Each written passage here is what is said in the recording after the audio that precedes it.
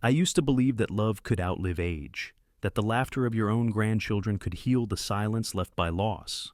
I used to think that kindness was something that came back to you eventually. I was wrong. Love doesn't always echo. It sometimes disappears into the walls of the house you built, leaving only the sound of your own breath and the creak of a rocking chair. My name is Tom. I'm 74 years old, and last night my grandson called me a burden. Not out of anger. He said it like it was a fact, like saying the sky is blue or the coffee's cold. Then he laughed, and the others laughed with him. I just sat there at the dinner table, holding my spoon like a stranger in my own home. It started small, the little jokes. Careful, Grandpa. Don't break a hip. Don't wander off again. Do you even remember what day it is? Things that sound harmless until they begin to pile up, until your name turns into a punchline. I told myself it was nothing, that kids tease the ones they love. But these weren't kids. Ethan was 31, Claire 28. Old enough to know the difference between humor and cruelty. They moved into my house after their parents, my son and daughter-in-law, passed away. I thought it was fate, that God was giving me a reason to keep going. I'd lost my wife 3 years before, and the silence in this house had become unbearable. When Ethan and Claire arrived, they filled the rooms with noise and energy again. For a while, I felt useful. I'd cook dinner, fix things around the house, tell stories about their father when he was their age. They'd smile politely at first. Then slowly, the smiles turned into smirks. Grandpa, you've already told that story. Grandpa, maybe you should rest. You get confused sometimes. Grandpa, the bills are complicated. Just let me handle them. That last one should have been my first warning. See this house, white with blue shutters, the one on Oak Ridge Lane, has been mine for 52 years. Paid off every cent myself. But I started noticing things missing. Small things at first. My wife's silver locket, the antique clock from the mantel, even the old shotgun that had hung above the fireplace for decades. When I asked about them, Claire shrugged. Probably misplaced. You forget things, Grandpa. Maybe I do, I thought. Maybe I am slipping. Then came the bills. Envelopes addressed to me, opened before I could get to them. Electric company, property taxes, insurance, all suddenly taken care of by Ethan. He told me it was easier that way. Don't stress yourself, old man, he said. You've done enough. And maybe he was right. I wanted to believe that he was helping me out of love, but help doesn't sound like ownership. The breaking point came on Sunday, my birthday, 74. They threw a little gathering, balloons, cake, neighbors invited. I should have been grateful. Except halfway through the evening, I overheard Ethan in the kitchen. He won't last another year, he said, laughing. Then the place is finally ours. Claire giggled. We should start redecorating now. That wallpaper's depressing. I stood frozen in the hallway, the candlelight flickering behind me. My name on the cake, my face on the photos around the room. And still, I felt like a ghost at my own wake. After everyone left, I sat in the dark. The house smelled like frosting and disappointment. I thought about my son, how he'd worked 2 jobs to keep this roof over our heads, how he'd asked me years ago to promise that the house would stay in the family. I kept that promise. I just didn't realize family could mean strangers who share your last name but not your heart. When Ethan came back into the living room, he saw me sitting there and sighed. Grandpa, don't take things so seriously. We were just joking. Joking about what? I asked quietly. He poured himself another drink. About the house, about you being old. You know how it is. I looked at him, my grandson, the boy I used to carry on my shoulders to the county fair, and for the first time, I saw nothing familiar in his face. Just impatience.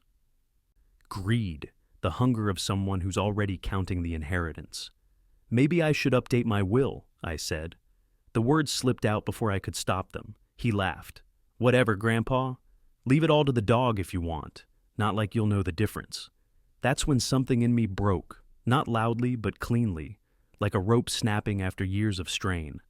I didn't say another word. I just smiled the way old men do when they're underestimated. That night, I went up to the attic. The air smelled of dust and cedar, the floorboards groaning beneath my steps. In an old trunk by the window, I found my wife's papers, the deed, the insurance documents, the original copy of my will, yellowed with age, my name written in fading ink beside hers. For a long moment, I just traced the signature with my finger. Then I sat down at the small desk by the window, turned on the lamp, and took out a pen. My hands trembled, but my mind had never felt clearer. Tomorrow, I'd visit my lawyer, because sometimes love doesn't mean forgiving. Sometimes it means teaching the people you love the cost of forgetting where they came from. And if my grandchildren wanted to treat me like I was already gone, well, I was going to show them what my absence really felt like. The next morning, the house felt different, not quieter, emptier, like even the walls were tired of hearing us pretend we were still a family. I boiled water for coffee, the way I always did, but the smell didn't comfort me anymore. It just reminded me of mornings when my wife, Mary, would hum at the stove, wearing that old blue robe with the frayed sleeves. I could almost hear her voice. "Don't let them break you, Tom." I poured the coffee down the sink. Ethan and Claire were still asleep when I left. I didn't bother leaving a note. They wouldn't notice I was gone until they needed something signed. My truck started on the second try, coughing like an old dog shaking off the cold. I drove downtown with the morning sun burning through the fog, past the hardware store where I'd worked for 40 years, past the diner where Mary and I had our first date. Everything familiar, everything gone. I parked outside the lawyer's office, Carter and Bloom, attorneys at law. Mr. Bloom had been handling my paperwork for decades. He'd drafted the first version of my will after Mary's passing, when I still believed Ethan and Claire would carry on our name with pride. He was a kind man, patient with my questions, never made me feel small. When I walked in, the receptionist looked up and smiled politely. "Good morning, Mr. Thompson. Do you have an appointment?" "I don't," I said, removing my cap. "But I need to see Mr. Bloom. Urgent family matter." She must have seen something in my face because she didn't argue. 5 minutes later, I was sitting across from him, the same heavy oak desk between us, the same faint smell of old paper and furniture polish. "Tom," he said, standing to shake my hand. "It's been too long. How are you holding up?" "Let's just say I've been better," I said. "I need to make some changes." His expression softened. "Changes to your will?" I nodded. "I want to remove some people." He adjusted his glasses. "Your grandchildren?" "Yes." He hesitated, choosing his words carefully. "That's a serious decision." "May I ask what brought this on?" I told him. Not every detail, some things were too bitter to say aloud, but enough. The laughter, the cruelty, the conversations I wasn't supposed to hear, the way they treated the home I built with my hands like it was a waiting room for my death. Mr. Bloom listened without interrupting. When I finished, he leaned back and folded his hands. "Tom, I've known you for a long time. You're not a spiteful man. Are you sure this is what you want to do?" "I don't want revenge," I said quietly. "I want peace, and I can't have that while they're circling me like vultures." He nodded slowly. "Then, let's make sure your wishes are clear." We spent the next hour going through the paperwork. I added a new beneficiary, a name that made Mr. Bloom raise an eyebrow. "Are you certain about this?" he asked. "More certain than I've ever been about anything," I said. He didn't press, just scribbled notes, typed a few lines, and handed me the fresh pages to sign. My hands didn't tremble this time. When it was done, I felt something I hadn't felt in years. Control. Walking out of that office, I realized the air felt lighter, not freer, just honest. For the first time, I wasn't lying to myself about who my family had become. On the way home, I stopped at the cemetery. Mary's grave sat under the same maple tree that turned golden every fall. I brushed off the leaves and knelt beside the stone. "Did you see that?" I whispered. I finally did it. I could almost hear her laugh, that warm, tired laugh she gave me whenever I'd finally fixed something after weeks of putting it off. "You always said they'd learn one day," I said softly. "Well, they're about to." When I got back home, Ethan was waiting on the porch, arms crossed. "Where were you? We've been trying to reach you." "I had some errands." He frowned. "Errands? You left the car insurance renewal form unsigned. They need it today." "Don't worry," I said, walking past him. "I took care of the important paperwork." He followed me inside. "What's that supposed to mean?" I turned to face him. "It means I went to see my lawyer." He blinked, pretending to laugh. "What, updating your will again? You keep saying that? You really think it scares us?" "I don't want to scare you," I said calmly. I want you to stop assuming everything I own is already yours. That shut him up for a second.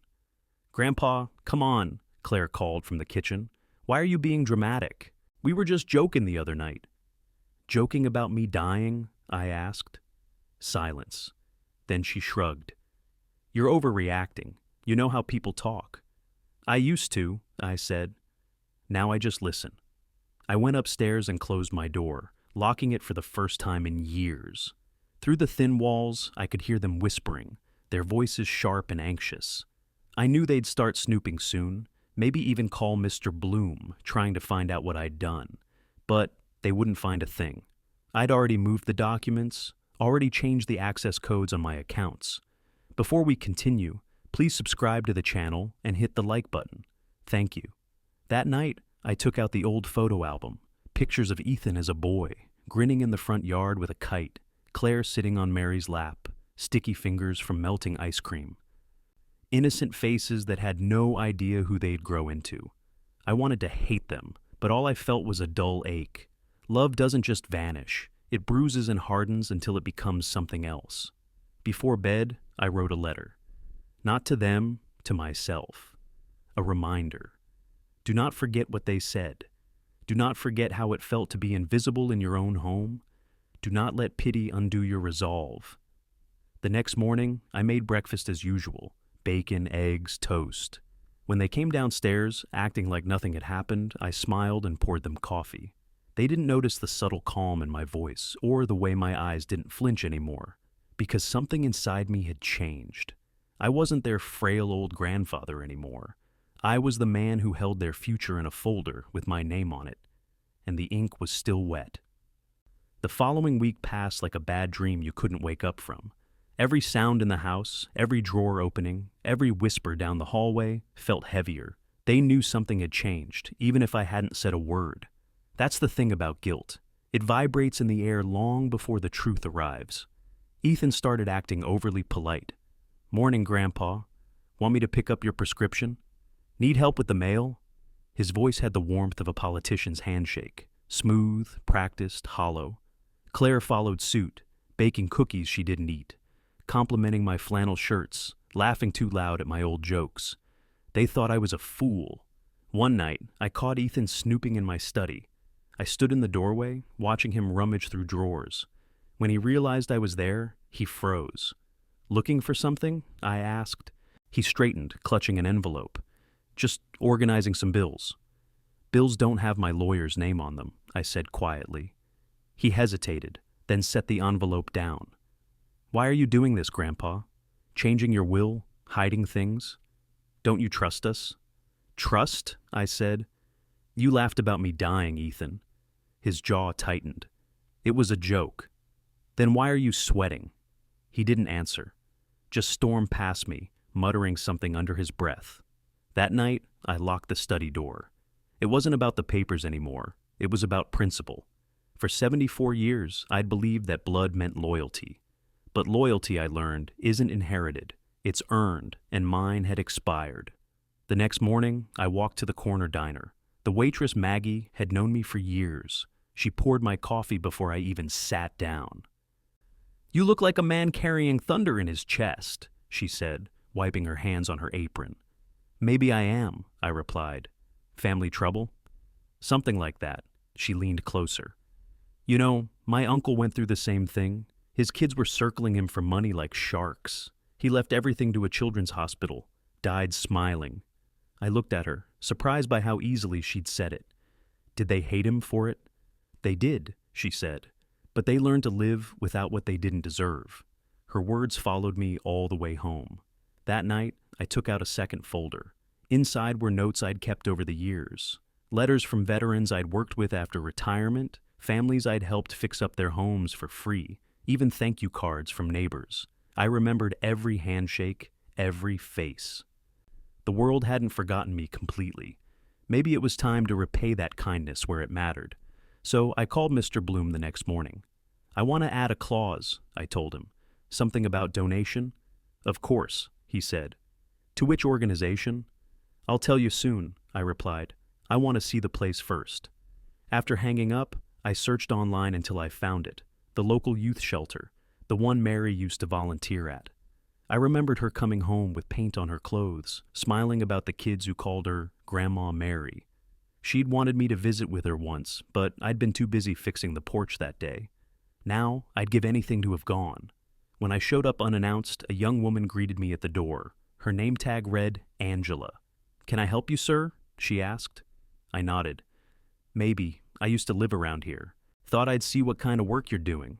She smiled warmly and offered me a tour. The place was small, cracked linoleum floors, peeling paint, but filled with laughter. Teenagers painting murals, a few reading books in a corner, one boy fixing a broken guitar with duct tape. Angela explained they were always short on funds. "We get by," she said.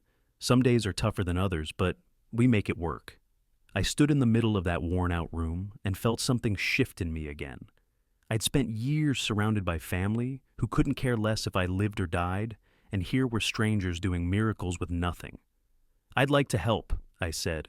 Her eyes lit up. "That's kind of you. Any donation helps." I smiled faintly. "You have no idea how much I mean that." When I left, the sky was turning gold over the rooftops. For the first time in months, I didn't feel old. I felt purposeful. Mary would have been proud. Back home, the tension had thickened. Claire was sitting at the table, scrolling through her phone, pretending not to be waiting. Ethan was pacing. "Where were you all day?" he demanded. "Out." "Out where?" "Does it matter?" "Yes, it matters," he snapped.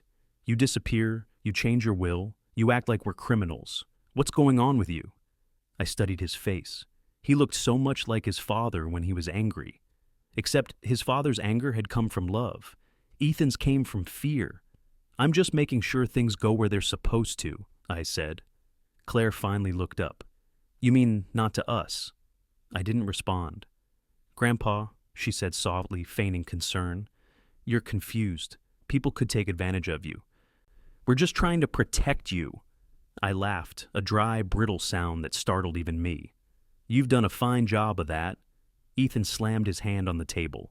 "You think we don't care about you? You think we're just waiting for you to die?" "Yes," I said. The word landed like a hammer. He opened his mouth, but nothing came out. "I raised a son who worked his whole life to give you both everything he never had," I said. "And somehow, you turned that gift into entitlement. You've mistaken comfort for love, money for respect." "Grandpa, please," Claire began, but I held up a hand. "I'm not angry anymore," I said. "Just disappointed. You'll understand one day when you have children of your own, if you ever learn how to love them without conditions."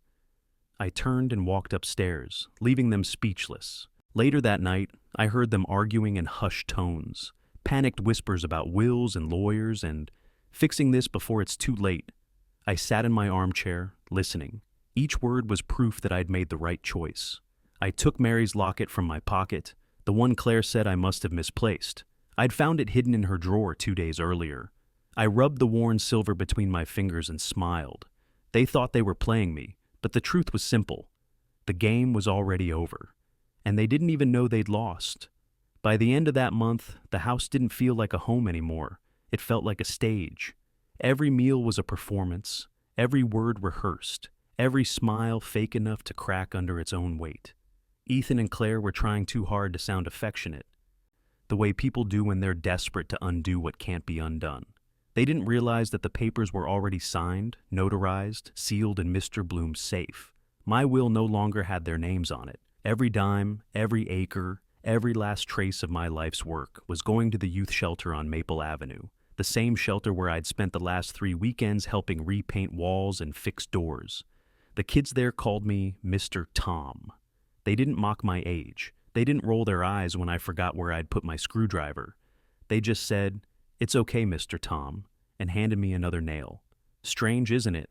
Strangers treated me like family, while my own blood treated me like an inconvenience. I started spending more time there. Angela would make coffee that tasted like burnt paper. But I drank it happily because someone made it for me without sighing. I helped a boy named Mason repair an old radio, taught a shy girl how to plant flowers in cracked pots. They listened when I spoke, even if my stories rambled. That alone felt like a miracle.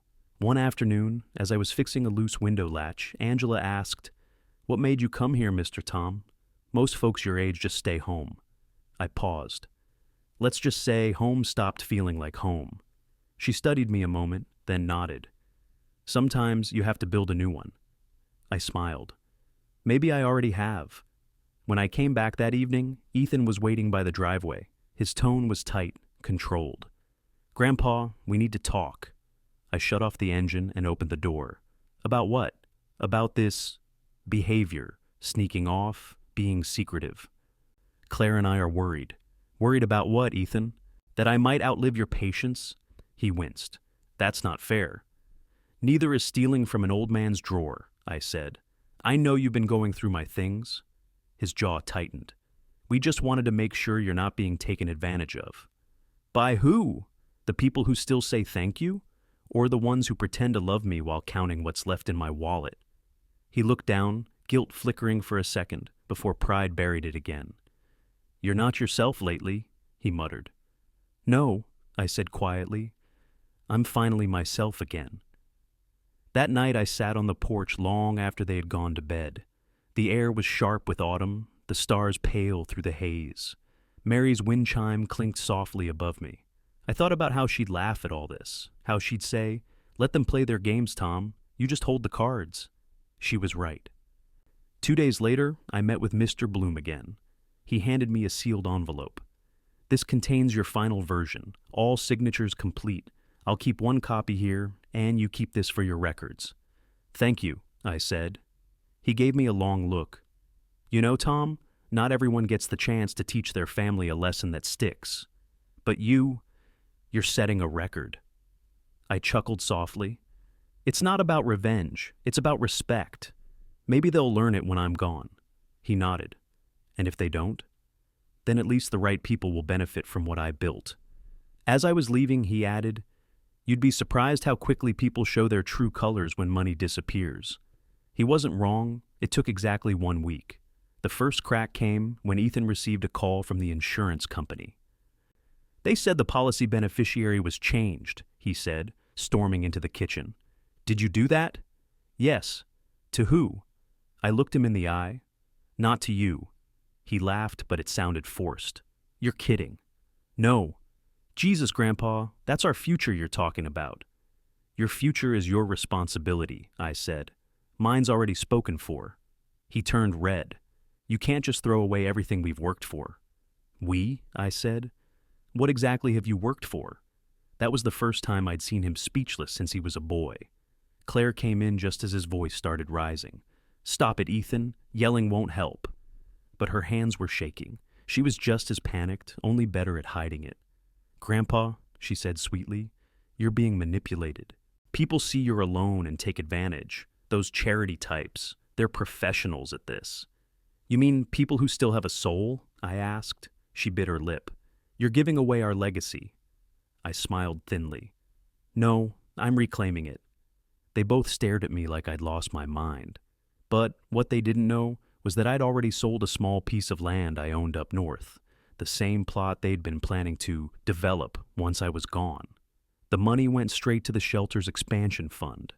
Construction was set to begin next month. That night, after another silent dinner, I went out for a walk. The air was cold, crisp, honest. I passed houses with glowing windows and laughter spilling through them. Families who didn't know how lucky they were. By the time I returned, Ethan's car was gone. Claire was sitting on the couch, scrolling through her phone with red eyes. When she saw me, she jumped up. Grandpa, we're sorry, okay? We didn't mean to hurt you. I didn't answer. She reached out to touch my arm. We were just scared. You've always been our safety net. We didn't want to lose you. That almost broke me. Almost. Then you should have treated me like someone worth keeping, I said. Not someone waiting to be replaced. Her tears fell quietly, but I didn't stay to comfort her. Compassion, I'd learned, was something you gave until it became a weakness. Upstairs, I stood by the window, watching the porch light flicker. The house looked tired, as if it too had seen enough. In the reflection, I caught my own eyes, still sharp, still alive. Tomorrow, I decided I'd go to the shelter again. They were planning a little celebration for their renovation fund. Angela said they wanted me to say a few words, maybe tell a story. I smiled. I had plenty of stories, and soon the world and my grandchildren would hear the last one. The morning of the shelter celebration arrived with the kind of stillness that feels like the world is holding its breath. A soft drizzle hung in the air, silver and quiet, painting everything in shades of memory. I put on my best shirt, the same one I'd worn at my son's wedding 30 years ago. Mary had picked it out, said it made me look respectable but kind. I hoped she was watching today. The youth shelter buzzed with life. Kids carried folding chairs, volunteers set up tables of sandwiches and lemonade. Angela waved when she saw me. "Mr. Tom, you made it." "I wouldn't miss it," I said, handing her a small envelope. "That's for the new classroom you were talking about." Her eyes widened when she peeked inside. "Tom, this is enough to build it twice over." "Then build it right once," I said, smiling. She hugged me so tight I could barely breathe. No one had hugged me like that in years. Not out of pity, not out of obligation, just gratitude, real and raw. I spent the afternoon surrounded by people who didn't care how much money I had or how old I was. A boy named Mason brought me a drawing he'd made, me standing next to a hammer and a heart. He said, "That's you, Mr. Tom. You fix things." I almost cried, because for the first time in a long time, I felt like I'd fixed something that mattered. But as I was leaving, I noticed a car parked across the street, Claire's. She was sitting inside, watching me. When our eyes met, she ducked down. I sighed. Of course, they'd followed me. When I got home that evening, Ethan was waiting on the porch. His face was tight, red, the way his father's used to get before a storm. "You think we don't know what you're doing?" he said, stepping forward. "I was hoping you'd figure it out eventually," I replied. "Giving everything away to some shelter full of strangers? Are you insane?" "They're not strangers," I said. "They're people who need a chance. You already had yours." He grabbed the porch railing like he needed something to hold him up. "You can't do this, Grandpa. You don't understand what you're—" "I understand perfectly," I cut in. "You and Claire see me as a walking checkbook. I'm not angry about that anymore, but I won't reward it." "You're punishing us for jokes, for being young," he shouted. "No," I said quietly. "I'm punishing you for being cruel." His face twisted. "You're ruining our lives." "Maybe," I said. "Or maybe I'm saving you from becoming the kind of people who ruin their own." He looked like he wanted to say more, but words failed him. He stormed off, the tires screeching down the driveway. I watched the taillights disappear, feeling that strange mix of sorrow and relief again. Later that night, Claire came into my room. She wasn't crying this time. She looked calm, eerily so. "Grandpa," she said softly, "I know we've been terrible, but can't you forgive us, please?" I studied her carefully. "Forgiveness isn't about forgetting, Claire. It's about learning, have you?" Her eyes flickered. "We just don't want to lose the house. It's where Dad grew up, where Mom—" "There it is," I said. "You almost made it through without mentioning money." Her shoulders sagged. "I don't know what else to say." "Then say nothing," I told her. "Just show me one act of kindness that isn't about what you'll get in return. Then maybe I'll believe you." She nodded, eyes glistening, then quietly left the room. That night, I slept deeply for the first time in months. Maybe because the decision was already made, or maybe because I'd stopped expecting them to change. Before we continue, please subscribe to the channel and hit the like button. Thank you. The next few days passed quietly. I went back to the shelter, helped with repairs, told the kids stories about when gas was 20 cents, and neighbors borrowed sugar without shame. They laughed, even at the sad parts. But on Thursday, the phone rang. It was Mr. Bloom. "Tom," he said, his tone cautious. "I think you should come in." My stomach sank. "What's wrong?" "Your grandchildren were here. They requested a meeting. I couldn't discuss your file, of course, but they seemed determined." "Determined to what?" "To contest your decisions. Or reverse them." I sighed. "They won't get far." "No," he said, "but they might get desperate." He was right. That evening, I found Ethan and Claire sitting in the living room when I got home. The air smelled of cheap wine and confrontation. "We know everything," Ethan said. The shelter, the money, the land, you gave it all away. Not yet, I said, setting my coat down. Some of it's still in the process. Claire's voice cracked. Why are you doing this? We're your family. Family doesn't need to be reminded to act like one, I said. Ethan slammed his fist on the table. You think these people at the shelter care about you? They're using you. They'll forget you the moment you're gone. Maybe, I said, but at least they'll remember me for kindness, not greed. He stood up, pacing. You're making a mistake. When you're gone, we'll challenge it. We'll fight in court. We'll drag this whole thing out until... I raised my hand. You can try, but every document has been reviewed by 3 lawyers. You won't win. His face twisted into something I didn't recognize anymore, something dark, desperate. Then you'll die alone, he hissed. I looked at him calmly. Better alone than surrounded by people waiting for me to stop breathing. He left, slamming the door so hard the walls shook. Claire stayed behind, silent. After a long pause, she whispered, I wish I could undo it, Grandpa. But I think it's too late, isn't it? I nodded. Yes, sweetheart, it is. That night, after the house went still, I sat in my study and wrote one last letter. It was for them. Not to scold, not to curse, but to explain. You'll read this someday when I'm gone. By then, you'll understand that what I gave you wasn't money. It was time, love, and a home. You wasted all 3. Maybe this will teach you that respect can't be bought and kindness isn't weakness. I forgive you, but forgiveness doesn't mean forgetting. Remember that, if you ever have children of your own. I sealed the envelope and tucked it into the folder with my will. The rain outside grew heavier, drumming against the roof like a clock counting down. I looked around the room at the photos of Mary, at the memories packed into every dusty corner. Tomorrow, I'd be visiting the shelter again. The kids wanted to show me the new classroom they'd named after someone. They wouldn't tell me who, but I had a feeling I already knew. The sky that morning was the kind of blue that makes you believe in second chances. Crisp air, quiet streets, the world washed clean after a long night of rain. I woke before dawn, brewed a small pot of coffee, and sat by the window watching the sun crawl across the empty road. The house was still. Too still. I could almost hear the echo of Mary's voice, the laughter that used to live in these rooms before it curdled into tension. I had one more thing to do before peace found me. I gathered the folder with my will, the letter for Ethan and Claire, and the small wooden box that had held Mary's wedding ring since the day she died. The same ring she wore when she held our newborn son for the first time, the same one she swore would never be traded for gold. I slipped it into my pocket. Some things you carry with you, even when you're leaving them behind.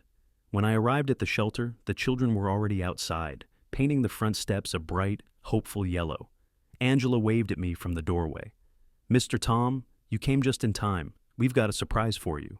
Inside, the main room looked brand new. Fresh paint, new tables, bookshelves filled with donated novels and board games. A wooden plaque hung over the doorway. I squinted to read it, and my throat caught. The Thompson Classroom, in honor of Mr. Tom, who taught us to fix more than broken walls. I didn't speak. I just stared at it, the letters shimmering through the blur in my eyes. Angela placed a gentle hand on my arm. You gave us a future, Tom. We wanted to give you a name that stays. I managed a smile. You already did. They gathered around me then, a dozen kids in paint-stained shirts, each one of them holding something small they'd made. Drawings, thank you notes, a lopsided wooden birdhouse. Mason, the boy with the radio, handed me a folded piece of paper. Inside, he'd written in crooked letters, You fixed us, Mr. Tom. Don't forget to fix yourself, too. I laughed through tears. I'll try, kid. That afternoon, I stayed longer than planned, helped hang curtains, replace light bulbs, listened to the kids argue over music. For the first time in a long time, I felt like I was exactly where I belonged, not in the past, not in the memories of what was lost, but here, alive, useful. By the time I drove home, dusk had settled like a blanket. The porch light was on. Claire was sitting on the steps, her face pale, eyes swollen. Grandpa, she said when she saw me, standing quickly. Her voice trembled. We got a letter from Mr. Bloom. I took a deep breath. I'm not surprised. Her hands shook as she held out a crumpled envelope. It said the will was finalized, that everything is going to charity. That's right. Ethan appeared in the doorway, his face tight with anger. You think this is noble, leaving us with nothing? I'm leaving you with something, I said. A lesson. You can rebuild a life without money, but you can't rebuild character once it's gone. He clenched his fists. You're cruel. No, I said quietly. I'm honest. Cruel was laughing at an old man's birthday while planning how to divide his things. Claire wiped her eyes. We were stupid. I know that now. But you could have told us, given us a chance to make it right. I sighed. I gave you years of chances. Every dinner, every story, every quiet morning you ignored. You just didn't hear me until the money disappeared. Ethan stepped forward. You'll regret this when they forget you. Those kids, that shelter, they'll move on. And you'll die alone in this house. I looked him straight in the eyes. I'd rather die alone than live surrounded by people who only visit to measure the curtains. He didn't respond. He turned, slammed the door behind him, and left me standing with Claire under the porch light. She lingered a moment longer, her voice soft. I really am sorry, Grandpa. I nodded. Then start by being someone your father would have been proud of. She pressed her lips together, then walked away into the dark. Inside, the house felt both heavier and lighter all at once. I went to my study, opened the window to let the night air in, and set the folder on the desk. My letter to them lay on top. By the time you read this, it said, you'll understand that my wealth was never in my bank account. It was in the people I helped, the lessons I left, and the love I gave even when it wasn't returned. If you remember nothing else, remember this. Respect keeps a roof over your soul long after money stops keeping a roof over your head. I sealed the letter and leaned back in my chair. The wind carried the sound of the old maple outside, the same tree that shaded this house through every season of my life. For the first time in years, I wasn't angry. I wasn't waiting for anything. I just sat there, feeling the slow heartbeat of the home I'd built, knowing it would soon belong to something better than greed. The next morning, I returned to the shelter one last time. The kids were already there, waiting with smiles and paintbrushes. Mason handed me a small keychain, a wooden heart carved clumsily, but with love.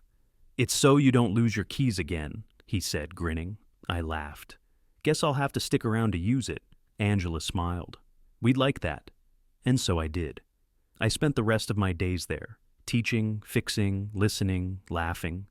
When I finally passed, they said I went peacefully, sitting in the garden I'd helped them build, Mary's ring still in my pocket. At the reading of the will, Ethan and Claire sat in silence while Mr. Bloom read aloud my final words. To my grandchildren, I leave no inheritance of gold or property, only a memory of what greed costs and what love could have saved. And to those who called me Mr. Tom, I leave everything else, because they reminded me that a man's worth is measured not by what he leaves behind, but by who he lifts along the way. They say Claire cried. They say Ethan left before the reading ended.